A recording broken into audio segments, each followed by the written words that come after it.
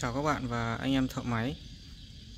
Nay tôi hướng dẫn cho các bạn và anh em nào chưa biết làm về cái vấn đề thay lốp xe ga, làm sao để cho nó không bị xì hở mép vành các bạn nhé. Mời các bạn chú ý theo dõi. Trước khi thay được cái lốp thì các bạn tháo từ bước một, tháo cái đĩa ra trước này, sau đó thì các bạn tháo giúp vào.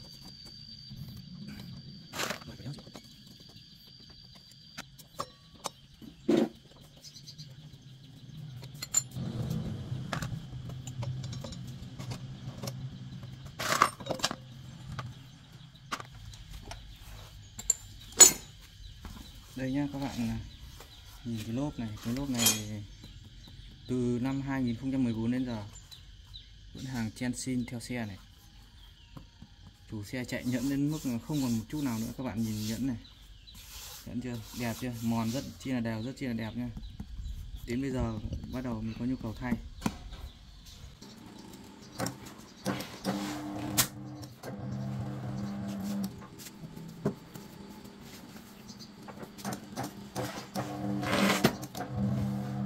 Các bạn để ý như thế này, cái lốp này trước này chủ xe cũng đã đổ keo rồi nhé các bạn nhé. Đây cái vành này trước là đổ keo rồi, đây keo đây hai bên này.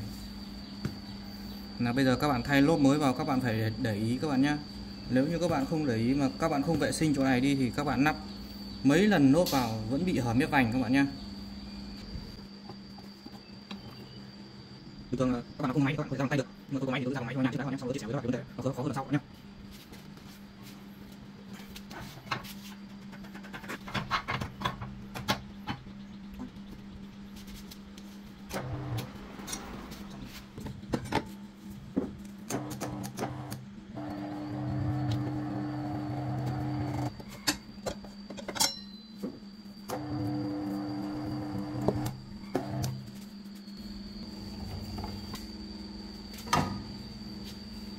Cái vành này ngày trước là chủ xe đổ keo để giữ hơi không.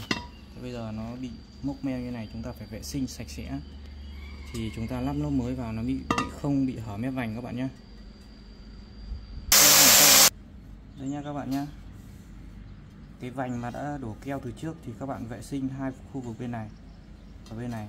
Còn giữa này thì các bạn cũng vệ sinh qua thôi. Quan trọng nhất là hai cái khu vực rãnh bên này và rãnh bên này các bạn nhé. Bởi vì lốp nó sẽ áp vào đây. Các bạn thấy cái vành mà đã đổ keo ấy, thì khi mà các bạn thay lốp mới, các bạn thay luôn cái van này các bạn nhé.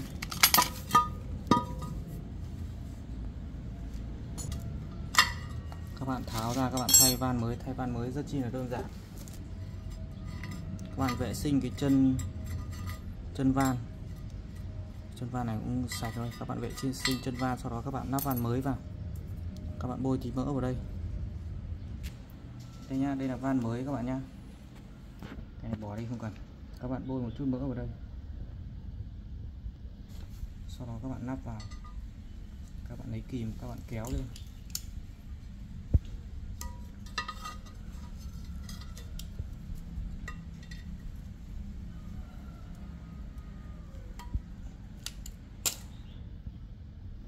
Đấy, thay van rất chi là đơn giản các bạn nhé. Đây đằng sau rất chi là đơn giản các bạn nhé. Các bạn chú ý này, khi mà đã vệ sinh xong xuôi hết rồi, chuẩn bị lắp lốp mới vào, các bạn láng cho mình một lớp mỡ vào đây nhé.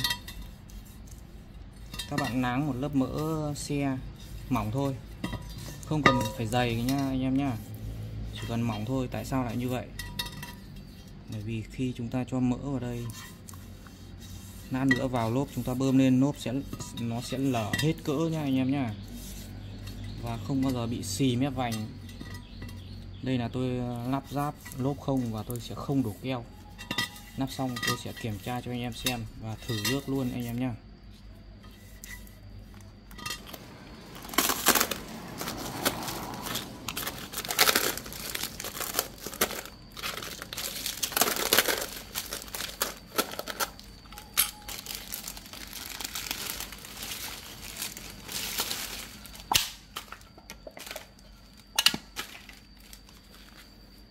Đây là hàng van lốc.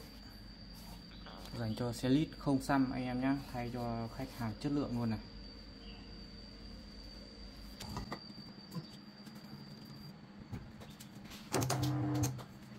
Vào lúc anh em để ý đúng chiều lốp nhé, chiều quay tiến lên như thế nào các bạn phải chiều quay tiến lên, các bạn không được bắt ngược xe đi nó sẽ bị vỡ lốp các bạn nhé, làm cho không tên này các bạn. Đấy, nhìn tên này. Tôi có máy thì tôi làm nó sẽ nhẹ hơn nên không có máy em nhé.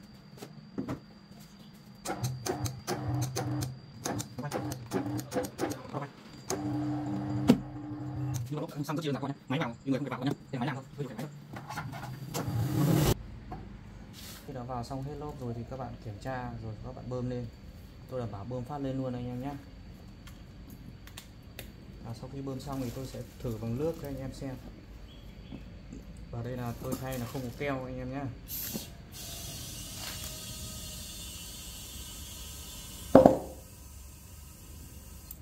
Nghe nó nổi rồi.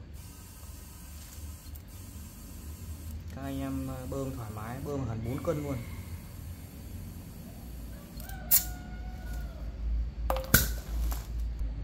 Anh em nhé. Khi mà thay xong anh em kiểm tra cái khu vực rìa mép vành xem lốp nó là đều chưa các bạn nhá, cả hai bên, đúng chưa? Bây giờ tôi bắt đầu mới thử nước cho anh em xem. Và vừa nãy tôi thay là đầu cái lốp không, vành tôi có vệ sinh rồi và tôi không đổ keo, đầu cái lốp không và tôi thay van mới anh em nhá. Thử nước thì nó đơn giản thôi, anh em để cái vành như thế này, thử là chúng ta thử mép vành. Đây anh em thử nước ở mép vành như thế này, nó hỏi không biết ngay anh em nhé. Nhìn thấy chưa? Đây là thử mép vành, tôi không cần xà phòng đâu anh em nhá. Nào quay này, quay vào rìa mép vành. Đó, đây là nhìn nước chảy này đằng này, thấy chưa? Nếu mà nó hở nó sùi luôn hơi. Bên này ok rồi nhá, sang bên này xoa qua để cho nước nó bám.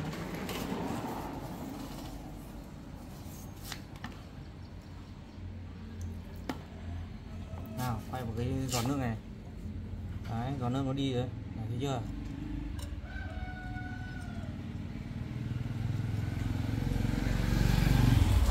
Không hở tí nào. Bây giờ thử van nhá, nó quay vào đây này. Đây nha anh em nhé, thử luôn chân van, quan trọng, rất chi là quan trọng luôn. Đây chân van đây, không hở tí nào, hạt gạo.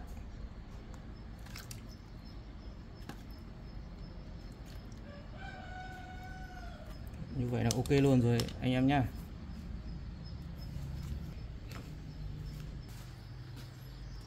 Như vậy là vừa rồi tôi hướng dẫn cho anh em nào mà chưa biết làm và chưa biết cách thay cái lốp xe ga như thế nào để cho nó đỡ ra hơi thì tôi đã trình bày trong clip rồi các bạn nhé.